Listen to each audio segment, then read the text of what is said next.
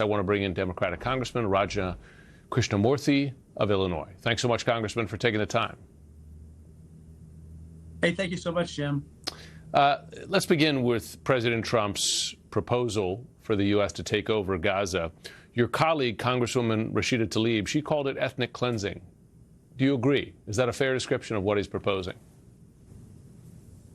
I think that it's a non-starter. And I just got a news alert that he's walking back the whole proposal, or this whole comment, in part because I think none of the players in the region, none of the countries that would be essential for bringing peace and normalization of ties with Israel or the establishment of a Palestinian state would agree to anything like that. He said something else yesterday, which is something we should note that far-right Israelis have been pushing for some time, and that is the annexation of the entire West Bank. He said, as he stood alongside the Israeli Prime Minister yesterday, that the U.S. Will have an announcement of some sort in the coming 4 weeks. Did you hear from the president there, and are you expecting that he might give Israel the green light to annex the West Bank, which we should note would be against international law? I hope not. I think that at this point, what's most important is that the ceasefire holds and that we don't have a resumption of hostilities. And so I hope that he could just allow this situation to simmer down, for aid to be brought to the region and to Gaza, for hostages to be released, and then hopefully for some kind of negotiation process with regard to phase 2 and beyond. The Israeli Prime Minister yesterday said, as he stood next to Trump, that there's been no greater friend of Israel ever than President Trump. As you're well aware, President Biden considered himself quite a strong friend of Israel, provided them enormous support, diplomatic, military, and otherwise, in the wake of October 7th, potentially with political costs here at home. I wonder, do you think that Biden, in effect, got played by Netanyahu? I wouldn't say that. I think that Biden and others have been tremendous friends of Israel. They have a lot of friends in the U.S. Congress as well. But most importantly, we need to use this moment, if there's a silver lining at all, to get to a better place. And that better place, to me, from Israel's standpoint, is normalization of ties with the region, and for the Palestinian people, the establishment of a Palestinian state.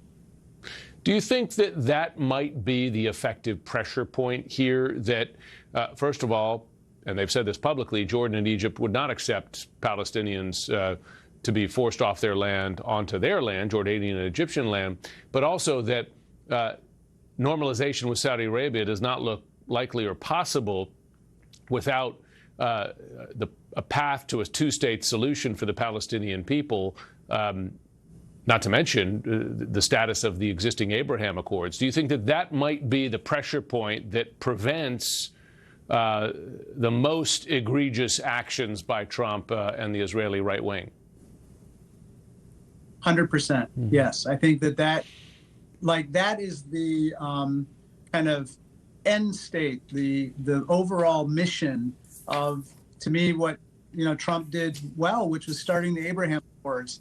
If we can get to that situation, I think that would be a big credit, obviously, for President Trump. But there's no way for him to get there unless there is some establishment of some sovereignty for the Palestinian people living side by side with the Israelis. Obviously, it has to be one that is accompanied by normalization in the region, including Saudi Arabia's recognition of Israel. But that's a big, big deal, and we have to keep our eyes on that prize.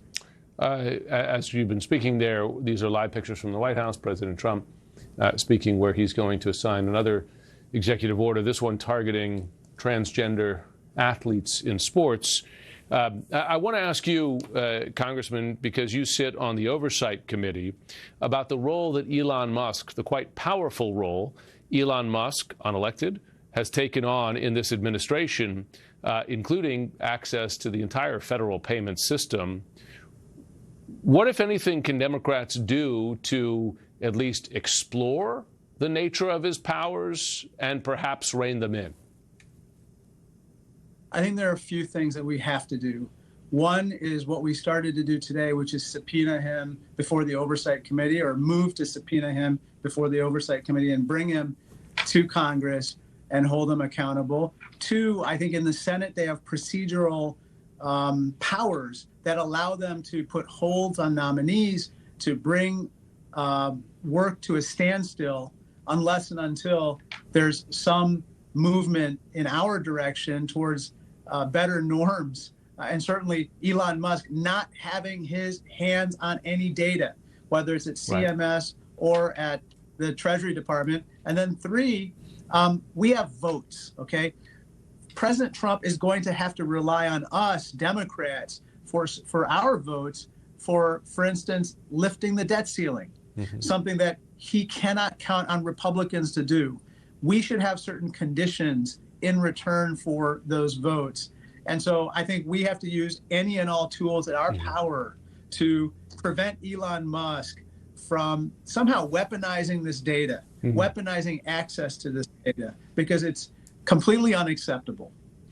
How about on the Senate side? Do you believe your Senate colleagues, your Democratic colleagues in the Senate, are doing enough to use what limited powers they have as a minority party there to stand in the way or slow down some of the steps that they take most issue with?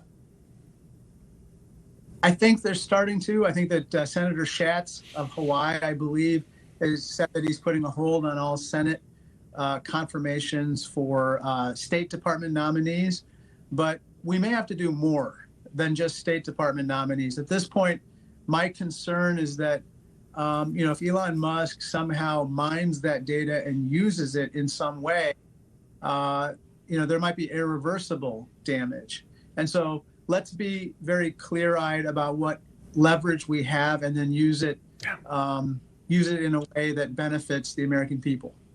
Congressman Krishnamoorthi, we appreciate you taking the time this afternoon. Thank you so much, Jim.